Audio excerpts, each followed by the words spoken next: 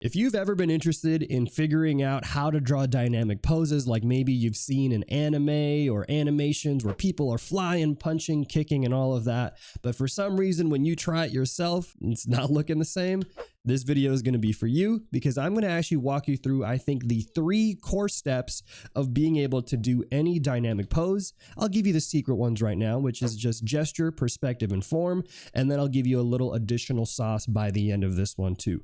And the whole thing that we're going to do is we're going to do this live together on my after school art crew program, which you guys can check in more info on in the comments below or the description below this video.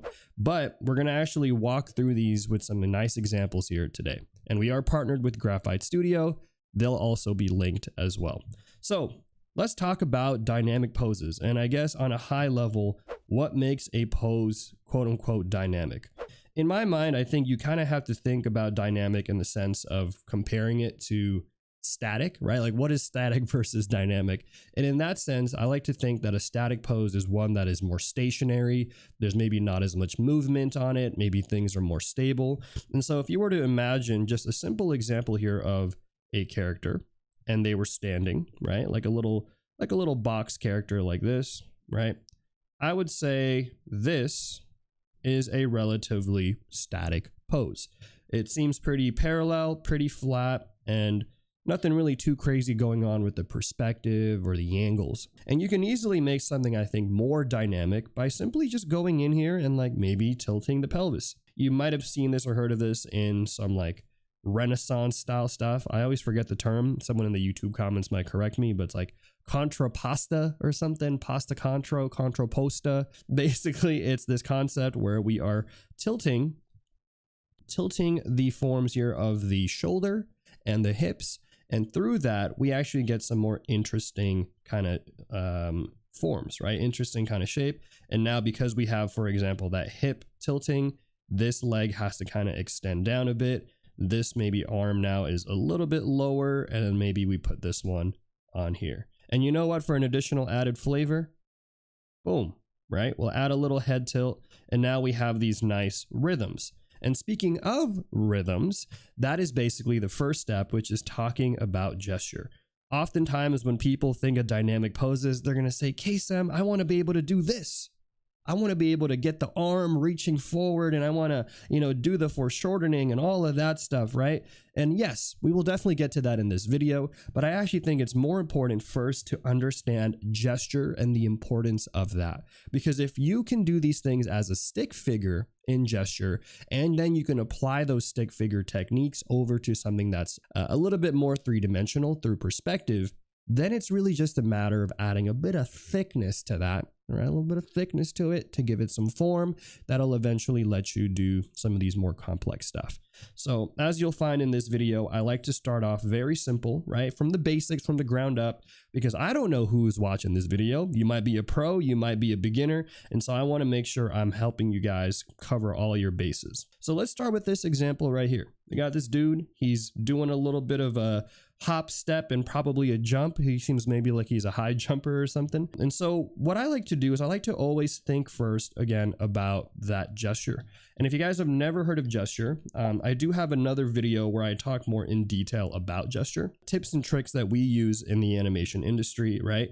There's a lot of things that I like to do, but for this video, I'm going to actually use a technique that might look a lot like a stick figure.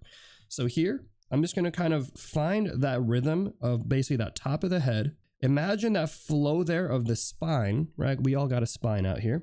And then kind of flowing that to, like, let's just say this leg right here, right? We want to try to find that most natural flow.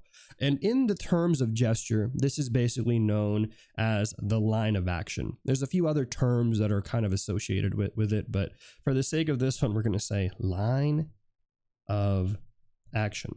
Now, this is important because generally speaking, even if you're just doing stick figures, right? If you have a good line of action, you can surprisingly get a good pose. So here, let's just kind of add in some triangle feet. I don't like to just do like a stick foot, but I like to do a little bit of a triangle foot there. And then here, what I'm going to do is I'm going to actually like imagine now as a stick figure, right? So we're going to take this line of action, just modify it a little bit. And I'm going to just imagine these little points here for the legs. And I'm just going to kind of let it flow, right? Let it flow out there. And then for that foot, we're going to just do like a 90 degrees. So basically that connection from that heel, the ankle to the heel to the ground, right? And let's put a little triangle there. And then we'll do the same thing for the hands, right? Or the arms, I should say. We keep it nice and simple. We find that flow. And then here we kind of bring that back as well. And then for this one, maybe we'll put like a box or triangle as well too, right? Triangles and lines are all we're doing. And maybe we'll throw in here a nice little head shape. So now when you move this over to the side, let me go like this, right? We have this. This is kind of like our little gesture. And you can kind of see how already compared to this static stick figure thing that we had, this already feels more dynamic. And I feel like a lot of us can do this, right? Being able to just draw a little stick figure. And if you can't be able to do this, that's okay. Just like, obviously it takes a little bit of practice, get comfortable with it. But I think this is easier to start off with than talking about the anatomy of how the deltoids interweave with the bicep and the tricep and how all of those things have to conform again to some sort of foreshortening, right? There's a lot of terminology. And so I always like to think about it as simple as I can. So now that we've established a little bit of gesture and kind of figured some of that out, before we get into doing stuff like adding in, boxes and all of that, which is commonly what people will tell you to do, I actually think it's important to do this one particular thing, which is understand the perspective. Understanding the 3D environment that the character or whatever it is you're drawing is in is just going to make your life so much easier when you try to actually turn these things into a 3D form. So in this case right here, I'm going to actually ask the people who are watching live, where do you think the horizon line is? Now, I'll give you some terminology. The horizon line basically is where the eye level of where the viewer is looking at some subject. So imagine I was a person and I had a camera, right? And I was standing in front of this guy. Where is my eye level relative to this person? Am I up here? Am I over here? Am I down here? Am I all the way down here? Let me know. Let's put like a 1, 2, 3, 4. I just dropped some random lines, but where is it? Where do you think that the horizon line is? Now, if you're guessing, if you're guessing like 4, I'll say this. It's a cool concept, but I will say that here are some tips that you can use. So 4 would imply, and for some reason my brush is here. So let's start from the ground up, right? If you were to do 4, basically what that means is that the horizon line is here, but then you would see both the bottom plane, everything below would be the bottom plane, and everything up here would be the top plane. So in this case, we can actually see a little bit of the line right here of like that ground right here. So I don't think 4 would necessarily apply because you can kind of see it in the reference. There's a bit of a ground plane.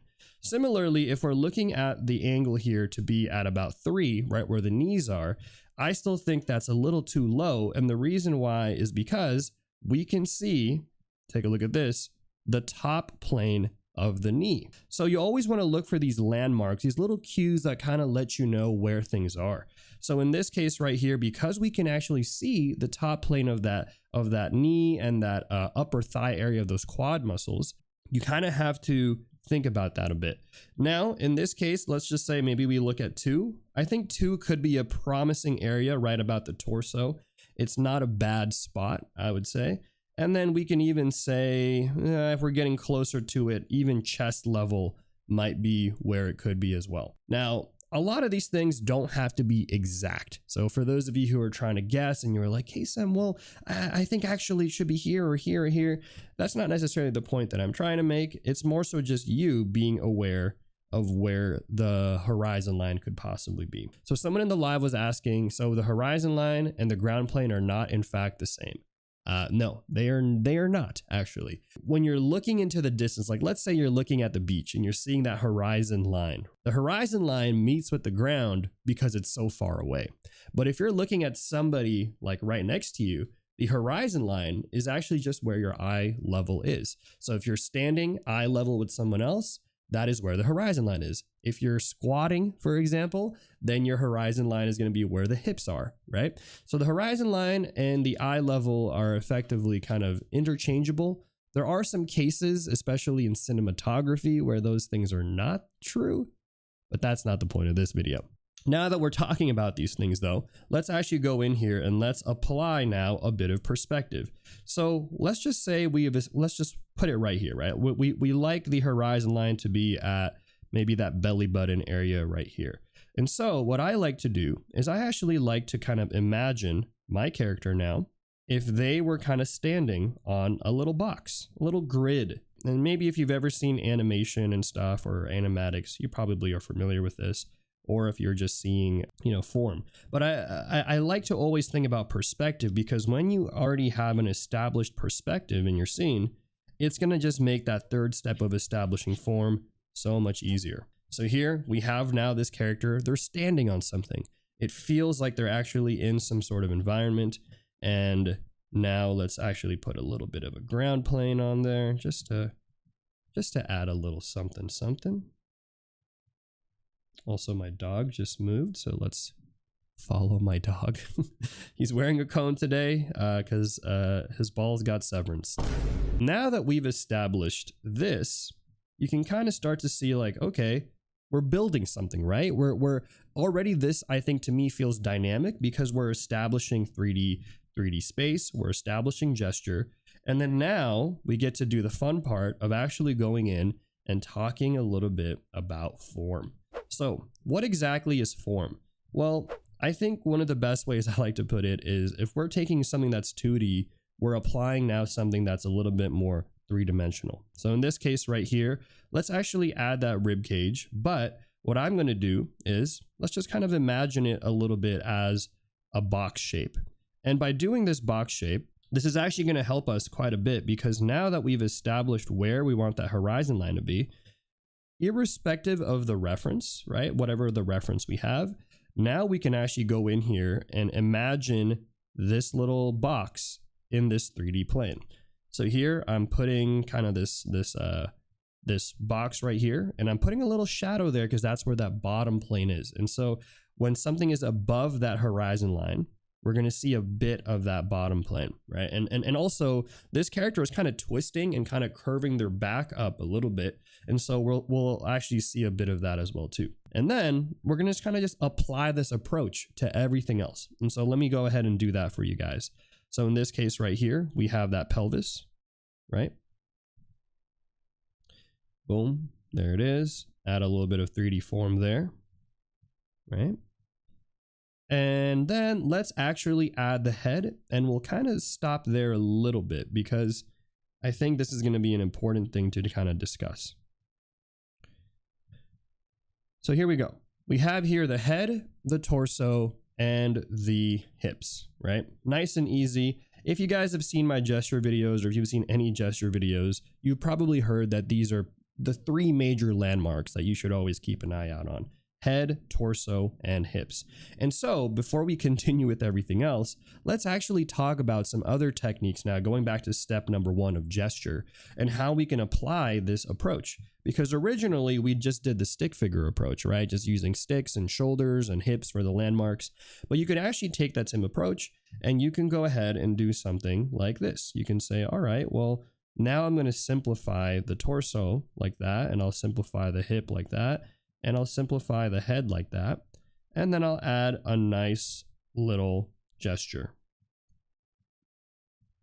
And ta-da, look at that, nice and fast. We have that same kind of gesture pose, but this time we're actually going in here and using a bit more volume as opposed to some like stick figure shapes, right? But you can kind of see how you can keep building up these approaches to keep going in and evolving your technique. And so now you can start to combine various things from gesture and form. So it doesn't always have to be boxes, is what I'm trying to say. But I like to always start off with boxes because I personally think that boxes are easier to see. They're easier to see in 3D space than a sphere is, or an egg for that matter. So that's kind of why I wanted to go over that. We have a good question from the live stream, basically asking about proportion. When do you start thinking about proportion in this step process? And personally for me, I think about proportion at the beginning. I think about it as I'm doing gesture, and then I'm also actually thinking about form and perspective all at the same time as I'm doing these lines. But I understand that for some of you who are still beginners and you're trying to learn these processes and steps, it might be difficult at first to try to think about all these things. And especially if you're just getting into gesture, the whole core of gesture is to try to make nice, loose drawings that capture the motion of whatever it is you're looking at. And so personally, I would say don't focus too much on proportion when you're just doing the gesture if you're first starting out. There are plenty of other opportunities to do that, like in this case, doing the forms. And so what you can do as a nice way to actually check proportions is well, one, you can do some anatomy, right? Obviously, learning anatomy will be, I would argue, probably the most effective way to capture proportions. But even if you are, let's say you just don't have time for that at this stage, what you can also do is you can use something called negative space. So something like this, like capturing negative space, and also using relative landmarks. So what I like to do is I like to, for example, grab this wrist, and I like to kind of imagine another gesture, an arch, and seeing where that lines up and noticing that flow there. And if I can match that flow here to the arm, then that's great.